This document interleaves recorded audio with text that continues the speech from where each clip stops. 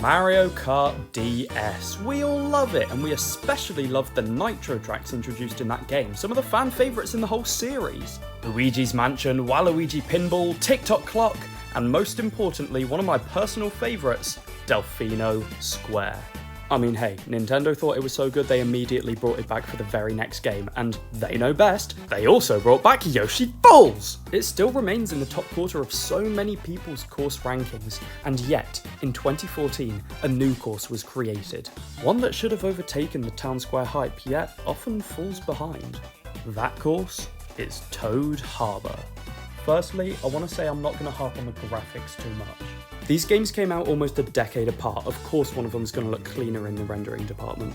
That being said, the colours on Delfino Square seem way more dull than I'd always remembered. The location it's based on, Delfino Plaza from Super Mario Sunshine, was a bright, colourful little place with distinctly white cobbles paired with the fancier tiled areas, luscious green palm trees aplenty. It's literally designed to be a perfect holiday destination, it's like what Benidorm is to British people. The whole scheme of this place is very bright, lots of beiges, tint of peach from the rooftops and whatnot. What does MKDS take away from this? I don't know, but it must be colourblind because this thing is grey as hell! That gleaming ground, all gone, replaced by this arguably nicely textured grey brickwork. I mean, that's why I live down here in my grotto. There's just too many roads up on dry land. I'm more of a sand kind of guy. But Toad Harbour, well, it's not based on any pre-existing area from any other game, and it's one of its main strengths over Square. People love to compare, it's what we do. Almost every Rainbow Road these days is compared against the Wii's as the gold standard, yada yada yada. So with Toad Harbour, we're already off to a good start, since I'm not automatically going, wait, this isn't the version I know! This one has an economy.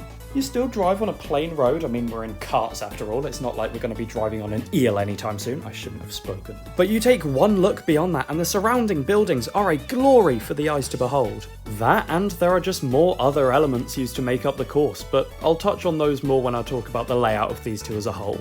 But let's say I'm not comparing Square to its original counterpart. How does it stand as a design alone? Still not as well as Harbour. Don't get me wrong, it's nice. I do like the autumnal elements around the beginning and ending parts of the track. I like the town hall down the end of the first stretch. The hanging clotheslines on the street section really give it a little sense of community. However, it still says a lot that the thing most people point out about this track is the one Pianta statue you drive about 3/4 of the way around at the very start. There's just not a whole lot of pizzazz here.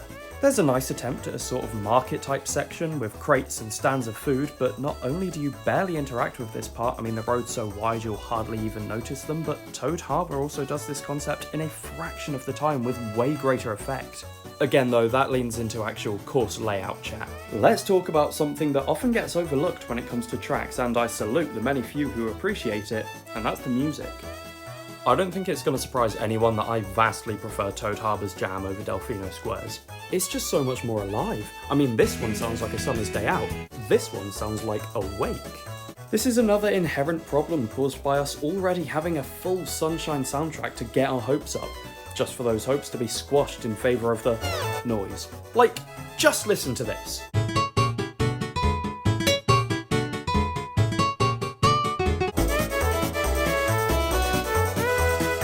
Does this sound at all the same? And now here's the thing, in editing this video, I came to remember how much I love the Delfino Square score for this course. But it still stands that it is just not a good representation of the area it's based on. The difference is night and day. And that's not to say Nintendo didn't try, they at least kept the accordion to try and maintain some sort of thematic relevance. But the DS music just also sounds, I want to say, muted? There's an odd muffled quality to it. I can't quite explain it, but it's as if it's being played from behind a closed door. And here's the thing, I hadn't even played Super Mario Sunshine before Mario Kart DS. Hell, my introduction to Delfino Plaza as a whole was through Mario Kart Wii.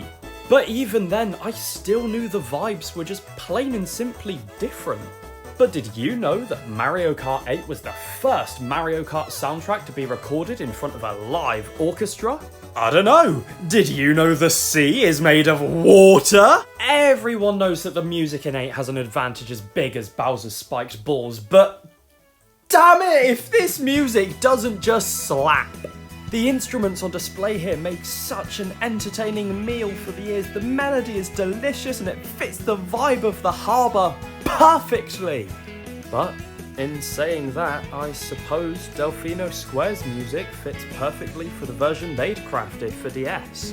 This small, close-knit town area, you can imagine walking through it in real life and hearing that sort of music coming from street musicians and festival bandstands.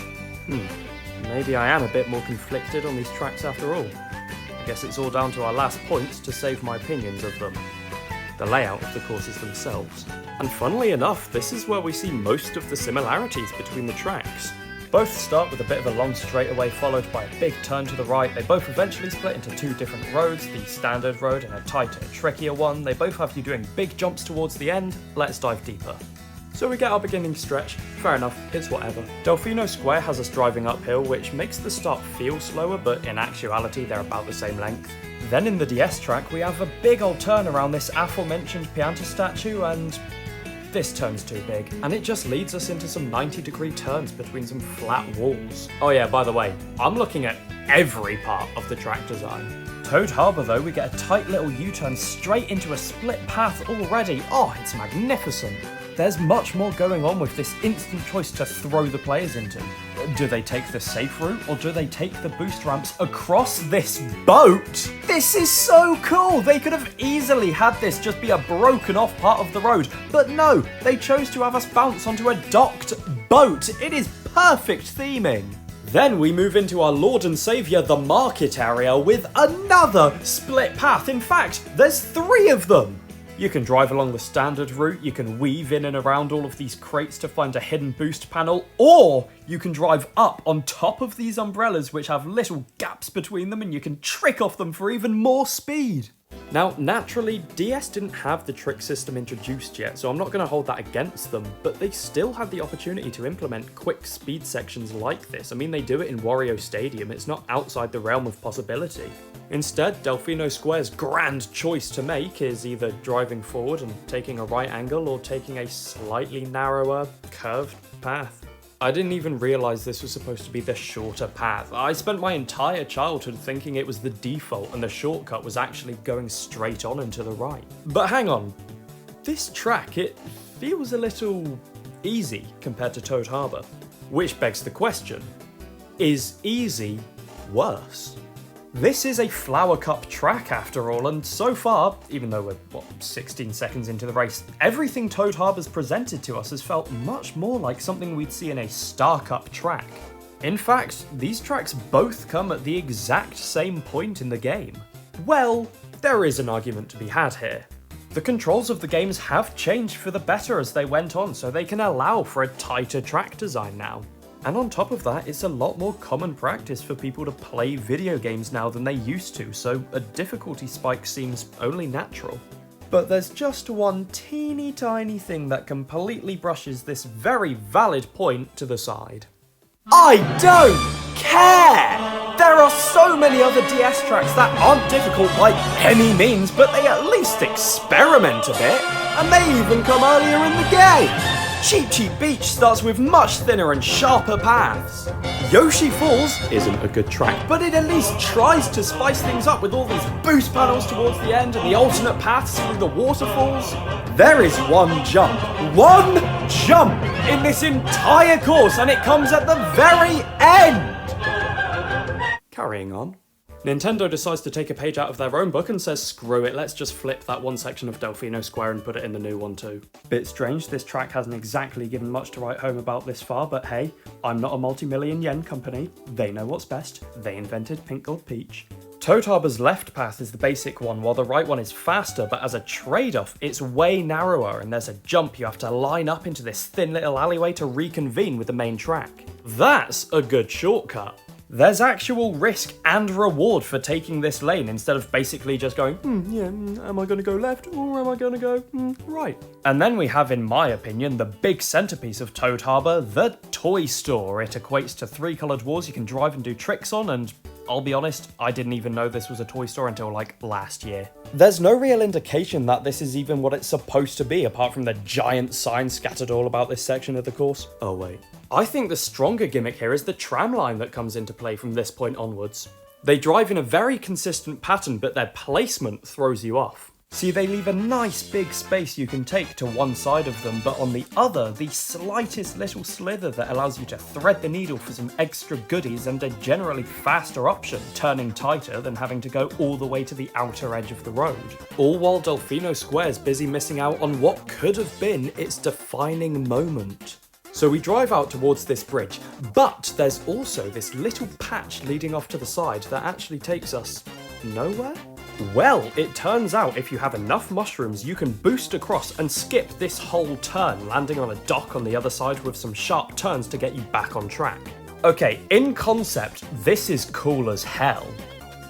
But how often are you at this point in the track with the items necessary to pull this off? Heck, even if you do try, you've got to line it up pretty perfectly unless you want to fall into the water and lose out on massive time. Now, I'm all for some risk-reward game design, but I feel there's a huge missed opportunity for some open course layout here. Think of something like the hedge maze section in Peach Gardens, right? Imagine this whole area was just a load of paths with different obstacles and rewards for taking each of them. That could have been this course's saving grace in terms of competition against its successor. But the minimal chance to take this maybe shortcut is way too small for me to appreciate, and I know this is going to be an unpopular opinion. Especially in the Wii Retro version, people love to take this path. I'm just not huge on it. Anyway, here's where we get Square's version of the Market Street, which essentially boils down to a few stalls at the side of the road that take up about a tenth of the space. Like, the idea's nice, but again, hardly noticeable. The good thing here is that there's these crates lying around and you can smash into them and that'll slow you down, but they'll also throw a random item onto the track. That's pretty dang cool! But then they just had to whack in this god-awful shortcut. Oh, I love Isle Delfino. What do you like about it? The mud. This is a town square. Let's have some piantas walking about through here. But nah, mud. It's boring. It's lame. And it all leads into the track's big, spectacular ending. Bridge. A bridge that raises, lowers. If it's down, you just drive quickly. But if it's raised, you do this big jump. And arguably, for the DS, this is very neat. I don't think it's the biggest jump in the game, even excluding cannons, but it's definitely up there, and even if it's not, the simple interactivity of the height of the bridge being completely changed depending how fast or slow you've completed the lap is really charming. But anything DS can do, 8 can do better, because we get this awesome huge downhill that comes close to that open layout I talked about earlier. Be not mistaken, this area isn't going to have you exploring or anything.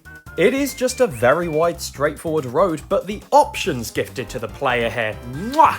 The trams carry on down here and zigzag all along the way. There's raised curbs on both sides of the road. One has a lot of mini bumps you can trick off, one just has a load of dash panels, but the middle, intertwined with the tram lines, has these boost ramps that, paired with the downhill slope, give you some huge airtime. You can even bounce off the trams if they're in the right spots, that's amazing! All leading to a sharp shortcut through an alleyway with a speed boost prize or a cut across the grass here, which Delfino Square also has a few of. That's nice, another little fun similarity between the two courses. In fact, Square's might even be a little better with the trees and the grass along here, almost like a little park, being much more interesting than just a little corner you cut off. And of course, lastly, it would be a crime not to mention that Toad Harbour allows you to go to the right of the start/finish line where the trams leave the track. And the best part is there's literally no point to it. No extra item box to nab for doing so. It's just a neat little detail because why not? So there we have it. That's basically everything about these two. A course that fails at feeling like it's source material and a course that fails at feeling like it's... Oh, wait, no. I must have written the wrong thing in the script. Let me check to see if I'm actually talking about the right thing here. It's, yeah, I'm definitely. It's Toad Harbour. Toad Harbour. The only part that lives up to the name is that one boat shortcut. No. This doesn't count. I refuse. I made this whole video supporting this track as Delfino Square's superior. I'm not turning back now. This one is a step up in every regard. It's got way more going for it in the theming department. Besides that, yes, not a whole load of the track takes place around the titular harbour, the market stands, the trams, the boat! Everything that Delfino Square did that was cool at the time had been massively improved upon for Toad Harbour.